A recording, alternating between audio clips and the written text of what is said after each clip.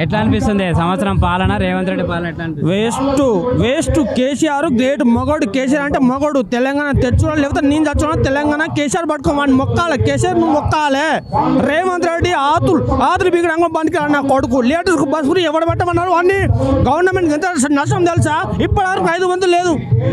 దీనివల్ల నష్టం ఇప్పటివరకు 500 లేదు. ఇప్పటివరకు రైతు బంధు రుణమాఫీ లేదు. మాకైతే అసలు ఏం కాదు, రుణమాఫీ కాదన్న. రైతు బంధు లేదు. రైతు బంధు వస్తే మా పండుగకు మా ముత్యాలమ్మకో దేనికోసం పండుగ కోసం మేము చేద్దాం. రైతు బంధువులో ఏం లేదు. ఎట్లా ఏ గవర్నమెంట్ రేవంత్ రెడ్డి అంత దద్దమ్మ కొడుకు ఎక్కడ చూడలే. రైతు బంధు అయిందని చెప్పి మహారాష్ట్ర ఎన్నికల్లో అన్ని వాగ్దానాలు నెరవేర్చామని చెప్తున్నాడు. ఇప్పుడు ఒక్కడన్నా దొంగతనం చేసినోడు ఎవడన్నా చేసిన అంటాడా? వీడు కూడా అంతే. దేన్ని పనికిరాడు. రేవంత్ రెడ్డి దేనికి పనికిరాడు. మళ్ళీ వచ్చిన చెప్పని కానీ కొడతారు వీడిని. ఒక్కటి మా తండకు వచ్చారు కాంగ్రెస్ వాళ్ళు, యశస్వి నువ్వు వాళ్ళిద్దరు వచ్చారు. మీ ఇంట్లో ఇద్దరు ఉంటే అత్తకు 2000, కోడలికి 2000. తులం బంగారం ఇస్తాను. తులం బంగారం ఏడబాయ. నల్లబల్లి కాంగ్రెస్ ఏడబోయింది. నల్లబల్లి కాంగ్రెస్ వట్టి మాటలు కాదేది. మరి మార్పు అని చెప్పేసి ప్రభుత్వంలోకి వచ్చారు కదా. ఏం మార్పు చేస్తారు? అదే మార్పు.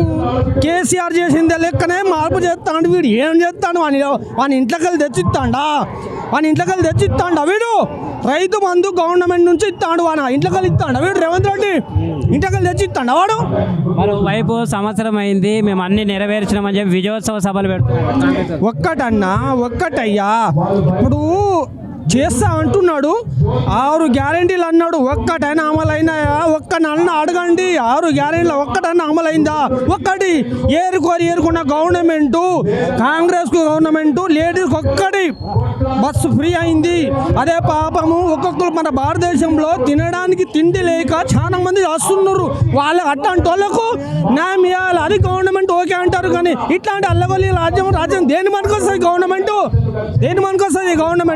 చెప్పంగా కొడతా నా కొడుకును. ఇప్పట్లో ముఖ్యమంత్రి మీ జిల్లాకి మీ ఊరికి వస్తే ఏమడుగుతాం? ఎర్రబల్లి దయాకరావుకు మొక్కాలే. కేసీఆర్ కూడా మొక్కాలే. దయాకరావు అన్న అంటే నిన్ను అంటారు. Dayakar Rao number 1 tiger. ముఖ్యమంత్రి ఇప్పుడు మీ గ్రామానికి వస్తే ఏం చెప్తారు? ఇప్పుడా అదే చెప్తా. వేస్ట్ సార్, వాడు వేస్ట్ సార్, నువ్వే ఉండు అని నేను చెప్తా. గంతే.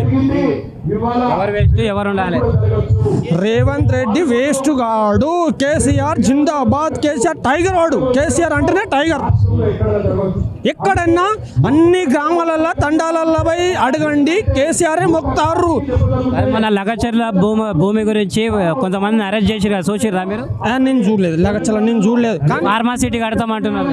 ఏదో వాళ్ళ అయ్య కోసం, ఏది రేవంత్ రెడ్డి వాళ్ళ కొడుకు కోసం వాళ్ళ ఫ్యామిలీ వాళ్ళే చూసుకుంటారు. దొంగలు ఊరు పంచుకున్నట్టు వాళ్ళందరూ ఒకటే. జనాలకు ముంబెట్టుడు ఎందుకు అయ్యా ఇది?